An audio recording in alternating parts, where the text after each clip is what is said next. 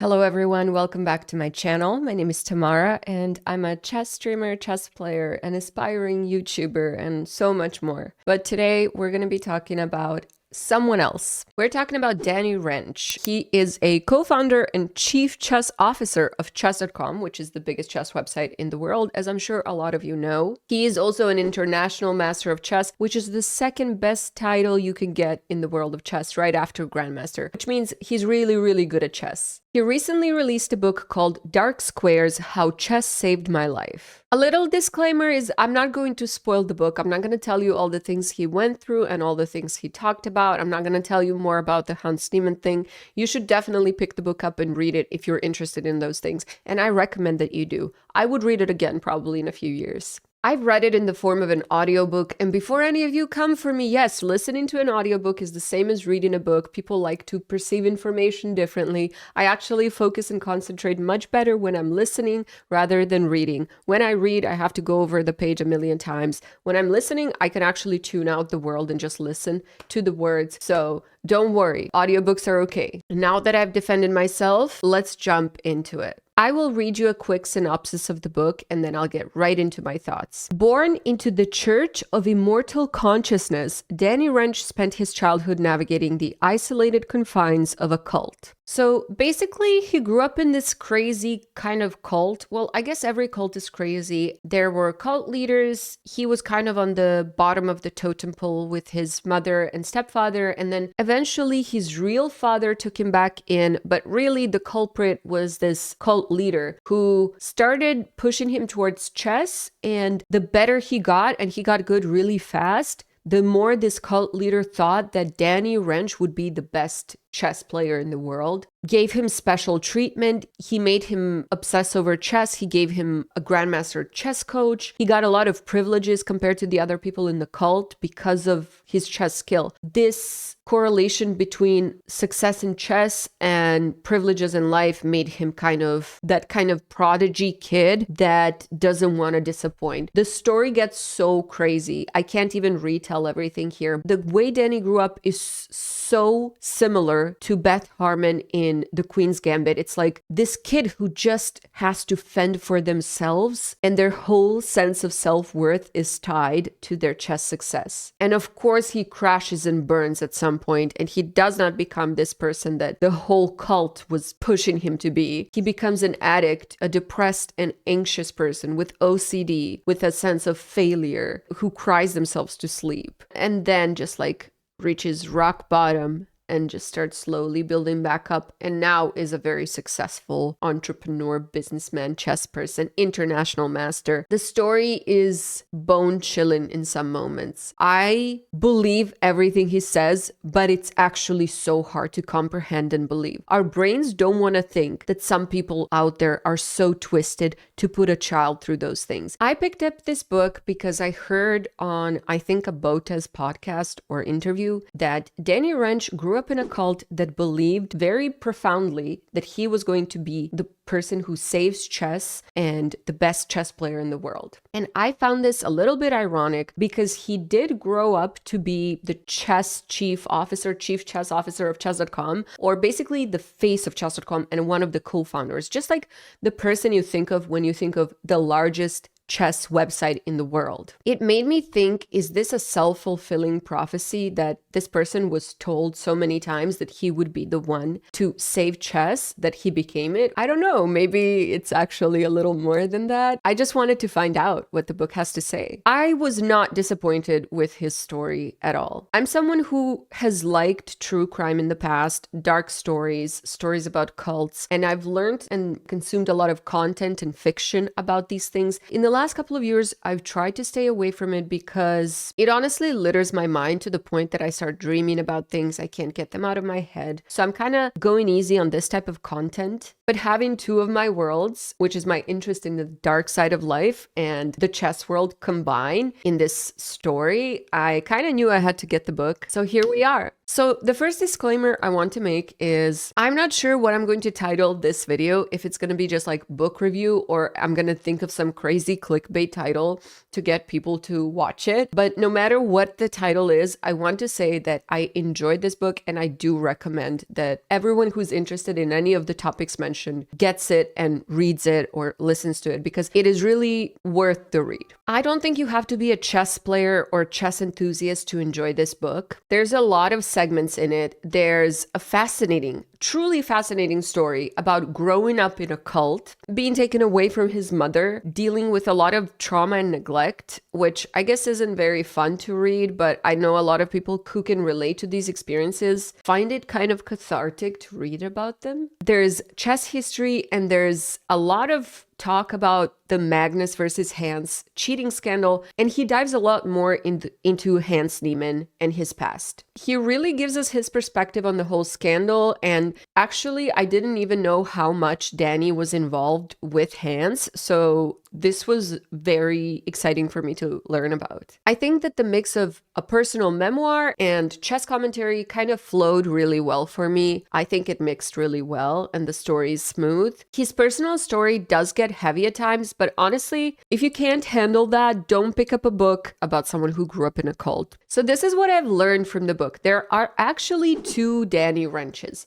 Well, there's actually many more because he went by many different names growing up, but that's a whole different thing. But what I mean is there is a traumatized, neglected child who really needed love and patience and was not getting it from anyone. Like, there's a person who grew up in tough circumstances. And then on the other side, there is a self-described, so this is not me coming up with this wording, but I'm not going to disagree with it in some cases, arrogant prick who would kind of do anything to get to the top. Not anything in the sense of going over other people or committing crime, just like he will be pushy, resilient, he will be arrogant, he will sell himself just to get to where he needs to be. And a lot of that had to do with like poverty, growing up in poverty and having children to take care of and a wife and a family and just being like, well, I really need to make it happen. It's a really interesting duality that I think he's very self-aware about. I think he's really someone who tries to be the best person he can be, but the ego gets the best of him sometimes, which I think we could say about all of us in some way. I did find him likable enough though, and I thought it was a pretty intense read, especially when he dives into the dark parts of himself. But it's right up my alley, honestly. For almost all of the book, it feels very authentic. It truly feels like you are kind of friends with this person in the moment. You're getting to know details about their life that are really hard to talk about and you can empathize with them. But there is one moment in the book that he kind of lost me as a reader, and this is where he goes into a lot of detail about chess.com's accomplishments and how great some of the things they achieved were, which is all true. Like, he didn't lie about anything, but it felt like a little bit of PR slipped into a memoir, which didn't sit right with me, but it was really only that one moment. It was like a chapter or maybe even a segment of a chapter where it's like, chess.com is so great, chess.com did this and that. It's like, okay, we get it. chesscom is great. There's also bad parts about it. You're not mentioning those, but I think we can forgive that. I do think he actually believes in what he's selling, like chess.com is great, chess.com is amazing, and does so many amazing things. I know he believes it, but I just didn't find it genuine in a memoir to be kind of selling me on something. I didn't enjoy the part. There's also an interesting thing that I noticed. Even though he talks a lot about Internet Chess Club, which was like the biggest chess website before chess.com, he never mentions Lichess, not once. It totally makes sense strategically, because why would you mention your website's biggest competitor in your own memoir? But I just think it's such an interesting strategy for chess.com, and I've seen this outside of this book almost in all media. They very rarely even mention Lichess or acknowledge its existence, because I think it makes sense. It's a great strategy, but I think we should all just note it as consumers that chess.com brand ambassadors pretend that Lichess doesn't exist, because if they acknowledged it in any way, people would learn about this website and be like, well, why am I paying you when I can just go do it for free? So yeah, there's no reason for him to mention it, but I just thought it was interesting because it is a book about chess and chess history, online chess history, websites and all this stuff, but Lichess is just like, we don't talk about it. I mean, hey, if I was making millions off of chess.com, I would probably pretend like lichess didn't exist. Let's not kid ourselves. So what I liked most about this book is obviously he tells us his story of his upbringing, but he also touches upon some topics that are very relatable. He talks about addiction, OCD, depression, anxiety, a lot of other themes as well. But he talks about these things in a way that doesn't turn the book into a pity party. I can always appreciate when someone who is like a real victim of abuse, neglect, difficult things, challenges of life, but they are not in their victim mentality. And I think there's a big difference there. Like, we are all victims of some things. No one really goes through life unscratched, but some people do adopt a victim mentality where it's like, well, I should get special privileges because so many bad things happen to me, or I don't know, it's just this kind of poor me, woe is me. And I really didn't feel that in this book, even though honestly, he has every right to. Like, that must not have been easy. Well, that surely was not easy growing up like that. All the things that I read, I think that I would probably turn out much worse if I went through all those things as well. But I could really relate to a lot of those topics personally. And I think it's really important that he talked about these things, mental health and mental struggles, because in the year of 2025, it's still something that people feel ashamed of. And I think it's very actually brave, especially as a man in charge, to be like, yeah, I struggled with all of these things. And these are my vulnerabilities that some people will take as weaknesses. But here am I. And you're not alone out there. You know, I can always appreciate when someone opens up like that, because it truly just makes other people feel less alone. I felt less alone when I listened to his book, even though I didn't grow up in a cult, but there's some things that we can all relate to. I really think that's the best thing about this book, is all those things that make us human, that we can all relate to and empathize with each other about. Because I think that's what makes any piece of literature or even art great, is universal truths about life and what it is like being a human. I don't think it gets too sentimental. I think he has a kind of a matter of fact, this is what happened to me. These are the traumas. These are the events that hurt me. But it doesn't get too in the emotions, in the feelings. I did get teary-eyed, but it wasn't kind of like misery porn. Like, I read this book earlier this year called A Little Life by Hanya Yanagihara. That book is a whole different topic. I'm not going to review it right now for you, but boy, that book is just trauma, misery. Like, it actually helped launch such a big anxiety attack for me that I decided I'm not reading anyone's trauma dumping for a long time. So it was really refreshing to me to go through this book and be like, okay, this person can talk about their trauma, but in a way that doesn't riddle my whole existence. So the way the story is told in the book is very linear. He starts from when he was pretty much born and how things were throughout growing up, but there's interceptions of chess. So there's a bit of chess history, internet chess history, and then we have when he connects the two, so from like growing up and becoming the chess.com person that he is now. Then we switch to the chess part of the story, and he talks a lot about the Magnus and Hans cheating scandal. He talks a lot about Hans Niemann and just cheating in chess overall, and I thought it was super interesting. I would sign up for another book by him where he just dives deep into the chess world, chess drama and gossip, but also just like deeper psychological aspects of chess and the behind the scenes things that we don't get to know about. And I'm sure someone who is a big personality in the chess world and a big leader in the chess world, I would say as well, he probably has some stories to tell. He probably has a lot to tell. I would be down to read that.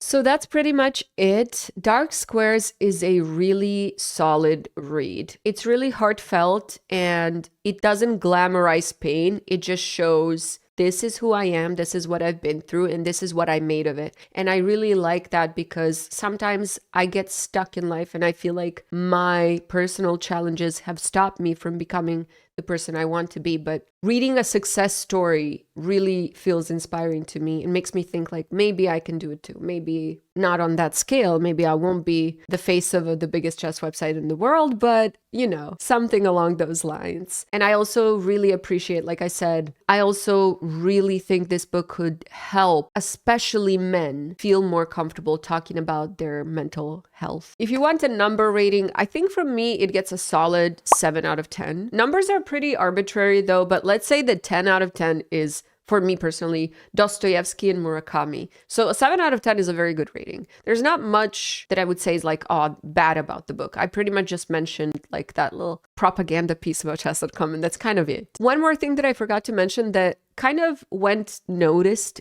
in my brain is there's a bit in the beginning where he talks about titles in chess, like Grandmaster, International Master, but he doesn't even mention women's titles. And I'm not sure if this is because he is omitting them on purpose, like they don't even exist or are not valid, or if it's just too big of a topic to get into that he doesn't want to like open up that whole debate about women's titles and blah, blah, blah. But yeah, I just noticed that he doesn't even mention them. So I don't know. I don't know what to make of that, but it was just something I wanted to mention. So there you go, guys. That's my book review. First one on the channel. Let me know if you enjoyed it. And definitely ask me any questions that you would like to know about this book in the comments. I will gladly respond to all. I just tried to give you an overview of the book so that you can decide for yourself whether it's worth the read or not. I didn't want to like summarize the book for you so that you don't even have to read it, because that's not the point of this video. Kudos to Danny Rensch for putting himself out there and really putting out the dirty laundry and being like, here am I, world. I think that's very brave. I can appreciate that. Thank you guys so much for watching. I'll see you next week. And if you're still here in these last 10 seconds, I am trying so hard to grow my YouTube channel. So if you could subscribe or maybe like the video, or the biggest one I think for engagement is comment on the video, that would be much appreciated. But if not, that's okay. Thank you very much for being here anyway. Bye bye.